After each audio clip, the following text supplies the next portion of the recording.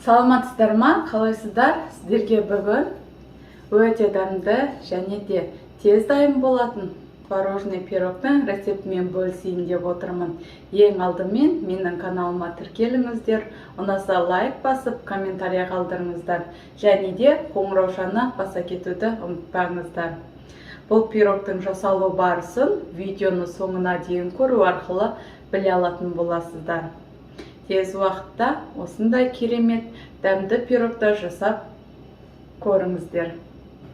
Творожный пирогты жасау үшін бізге қажет болады 3 жұмыртқа қажет болады, шекер қажет болады, бөлме температурасындағы сары май, разрыхитель, ұн және де 1 столовый ложка сметана қажет болады. Ең алдымен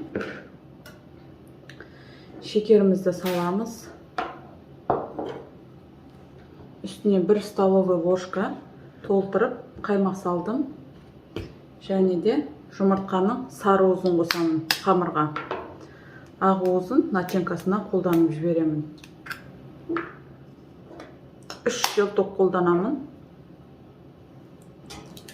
Енді венчикпен жақсылап араластырып шекерді ерітіп аламыз.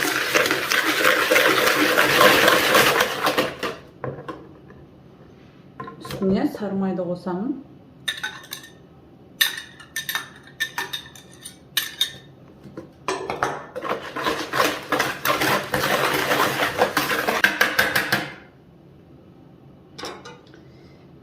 Енді ұнды қосып қамыр егемін. Май толық ерімесе де міндетті емес.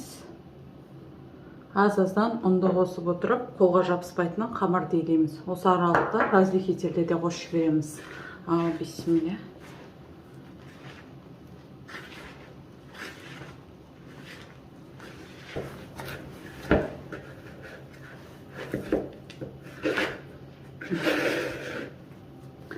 Қамырымыз дайын болды. Осындай біркелкі әдемі тесто шығу керек. Енді осыны 20 минутқа салқын жерге қойып қоямыз, холодильникке. Бұл аралықта біз демалып уақытқан аралықта начинкамызды дайындайтын боламыз. Начинкасына жаңағы 3 белок және де шекер қажет болады. 350-400 грамм аралықта творог бар еді, менде сол творогты қосып жіберемін.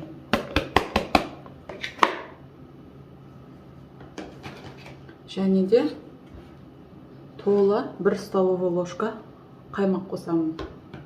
Енді жақсылап творогты блендермен езіп шығамын. Блендер болмаса міндетті емес, өздеріңіз барынша творогты майдалап біріктірсеңіз болады.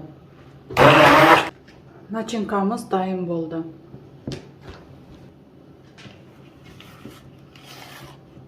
Қатты сұйықта болмау керек, өйткені ағып кететін болады.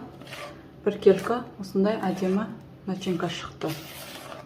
Енді қамырымызды жайып, начинкамызды салатын боламыз. Формамызға жақсылап тынған қамырды осылай жайып шығамыз.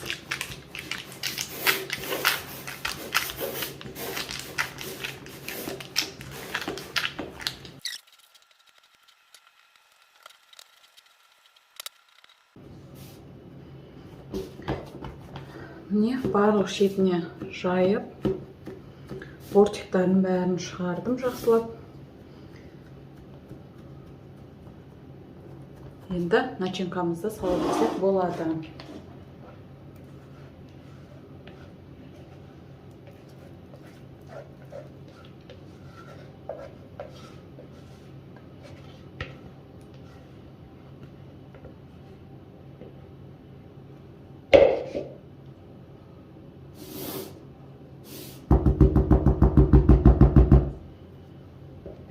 Бетіне үйде бар жеміс-жидектерді салсаңыздар болады, жоқ болса міндетті емес.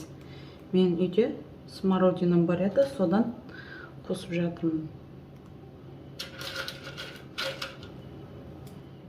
Қызып тұрған 180 градуста 30-35 минут аралығында пісіріп алсаңыздар болады.